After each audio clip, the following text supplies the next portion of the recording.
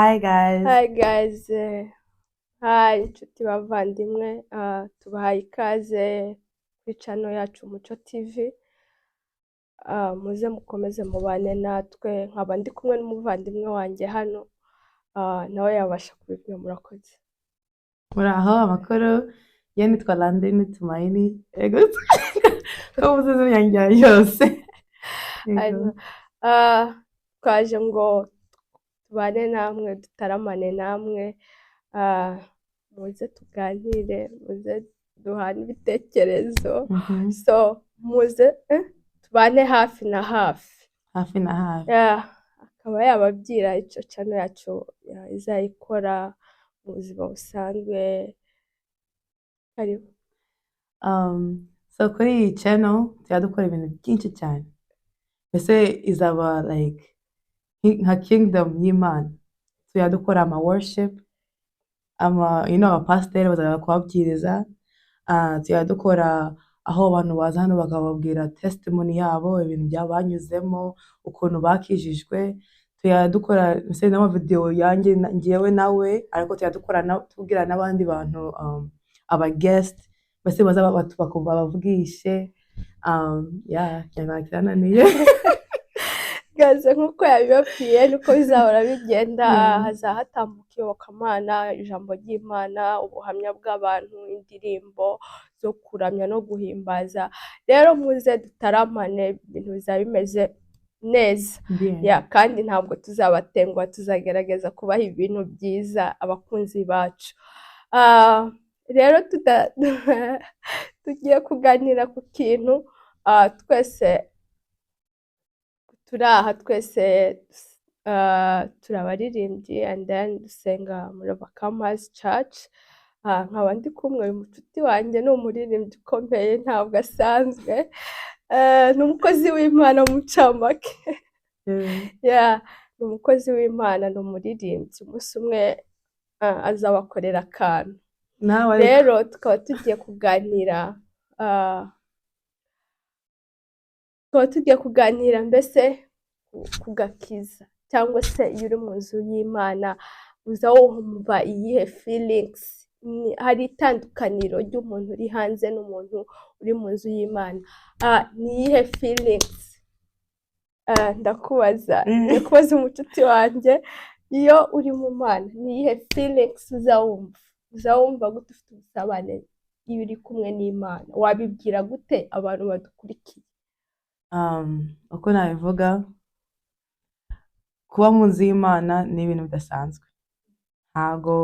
Ntago bizasa, aho ntago bisa n'ukuntu waba mu bintu by'isi.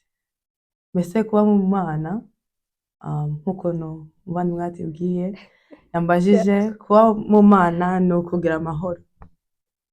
Amahoro ntago ari kuba ngo mbese nta bibazo tuzanyuramo, nta hardship tuzanyuramo, ariko tuzabinyuramo, ariko ufite Imana niyo igukomeza kugira ubinyuremo neza. Yego, nuko ndababwira encouraginze, bahaye courage namwe mube mu Imana, mukore ibintu byose bigombwa gukorwa, nko gusenga, gusabana nawe, byose. Wewe agakiza bisobanuye iki? Guys, ndatekereza ko ibintu byose abivuze, buri muntu wese agenda agira uko abyumva bitandukanye n'umuntu, ariko nk'uko yabivuze, iyo umuntu ari mu Mana, ikintu cya mbere tubona tubasha kugira amahoro yo mu mutima.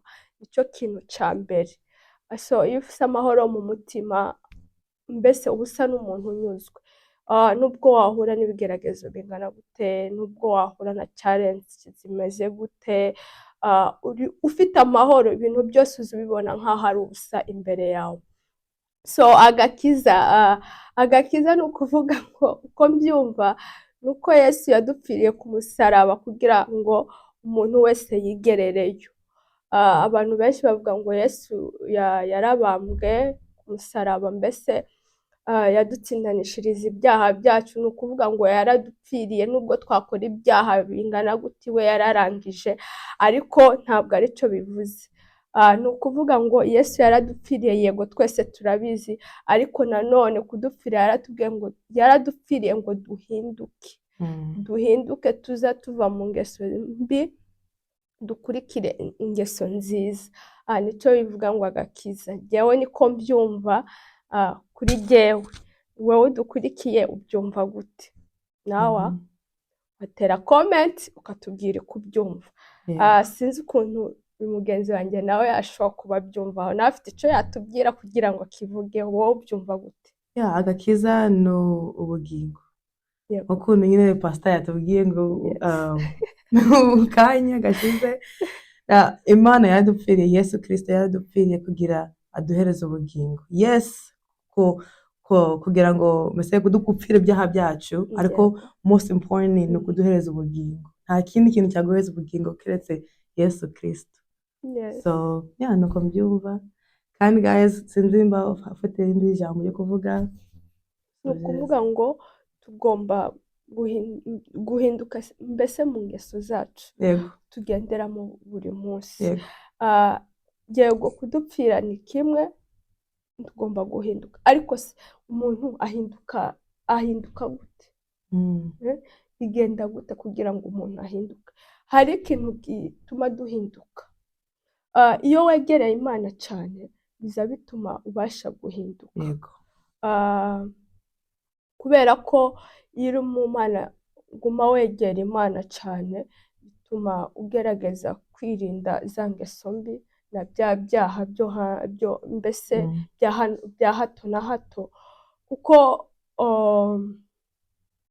ntabwo bivuze ngo kwegera Imana cyane nibwo ibibazo ufite birangira. Ahubwo bidusaba ko twegera Imana kugira ngo tubashe kuyimenya cyane, kandi kugira ngo tubashe kugendera mu buntu bwayo cyane. Urumva, iyo turi kugendera n'Imana, Imana izigenda itwigisha. Ijambo ry'Imana riravuga ngo byose tubishobozwa na Kristo uduha imbaraga. Kuko iyo turi hanze tutegera Imana, biragoye ko bya bintu mbese byarangira muri twebwe. Biragoye, ariko kugenda wegera Imana niko Imana igenda ikwigisha. Imana igenda ikwigisha, ukabasha gutahura ibi nkora ni byiza cyangwa se ibi nkora ntabwo ari byiza. Nicyo kintu cya mbere nabonye. Rero njyewe ukuntu nabivuga ni 100% I'm going with what you said. Gushyiraho ubundi buntu ni uko guhinduka, kwakira agakiza ntabwo bivuga ngo urahinduka gutya. Ntabwo ari uko bivuga guys. Kwakira agakiza mbese ni ukumenya ngo Imana ni Imana, ni ukumenya mbese ni Alpha na Omega. Nta wundi uhari, nta wundi uzaza, nta wundi, ni Imana. Jesus Christ niwe. Ni ukuvuga ngo ufata inzira imwe, kandi ufashe inzira imwe uko nabivuze ngo gusabana n'Imana, mbese kuba muri presence y'Imana nibyo bituma uhinduka. Because kuko abantu bavuga ngo uwo uba kumwe nawe, ndabizi icyongereza ariko ndi kuriho ikinyarwanda, uwo mubana nawe, mbese inshuti zose ufite nizo uriwe. Abantu utindana nawe usa n'ibyo utinda mu ego. Thank you. So utindanye n'Imana, ukuntu ujya utindana n'Imana ni gute uzasa nawe, uzamenya ibibi, uzamenya ibyiza. Ukuntu nyine navuze ngo iyo wakira agakiza wakira Holy Spirit, umwuka wera. N'umwuka wera rero utangira gukora akazi ke, iratwigisha, iraduhana, mbese ifungura amaso yacu tukareba nk'ukuntu Imana ishaka tureba. So nuko nabivuga. Ni ukuvuga ngo ikintu utindamo nicyo ukomeza kubana nacyo. Utinda mu by'Imana uzakora iby'Imana, kandi nutinda mu bindi bintu. Umuntu ni mugari, umuntu abamo ibintu byinshi cyane bitandukanye, ariko icyo dushaka kubwira abantu badukurikiye, icyo uzatindamo nicyo uzasa nacyo. Dufite abantu bacyaginga abantu bakavuga ngo kanaka ntugacyaginge umuntu, kuko umuntu azamenywa n'Imana. akaza amenywa n'Imana haba Yego. kuba mu mubiri kandi iyo wahindutse guys abantu barabimenya ko umuntu yahindutse Yego. bavuga ngo iyo umuntu yahindutse tumumenyera ku byo imbuto Imbuto. atanga mbese nituma tumenya ko wahindutse turi kuganira mbese umuvandimwe wanjye tugiye mu mwanya wo gusoza ikiganiro cyacu we nkawe niki yabwira abantu badukurikiye njyewe icyo nababwira ni uko kwakira agakiza aho gukizwa ntabwo ari ibintu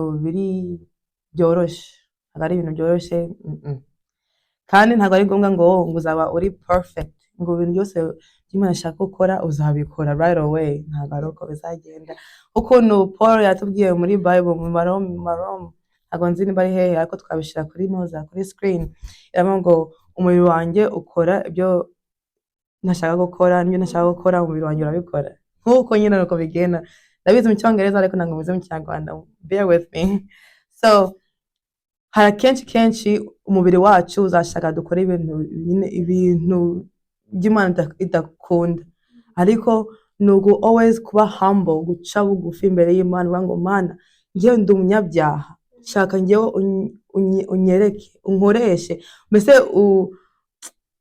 teach me nyigisha inzira zawe ndabizi ko uzi ko ndi umunyabyaha nanjye ndazi ko ndi umunyabyaha ariko guhinduka ufite kumenya niba uri umunyabyaha mbese nta muntu udakora ibyaha twese turi abanyabyaha ijambo ry'Imana riravuga ngo uzavuga ko nta cyaha yakoze azaba yisimana ikinyoma twese turi abanyabyaha ariko igihe witaho ukagenda ukabwira Imana ngo Mana mbabarira so Imana ni nyembabazi tubabarira ni nkako biba bimeze twese ntituri intungane guys ntabwo turi intungane ariko nanone iyo utawe ukavuga ngo ugiye gusaba imbabazi Imana ibishaka ngo buri kanya kose dusaba imbabazi buri kanya kose tugume twiyeza niko abakristo bameze nibwo buzima bw'abakristo hari abumva ngo abakristo umuntu n'umukristo akumva ngo iwe nta kosa yakora mbese ariko kubera ko turitahura turamenya aho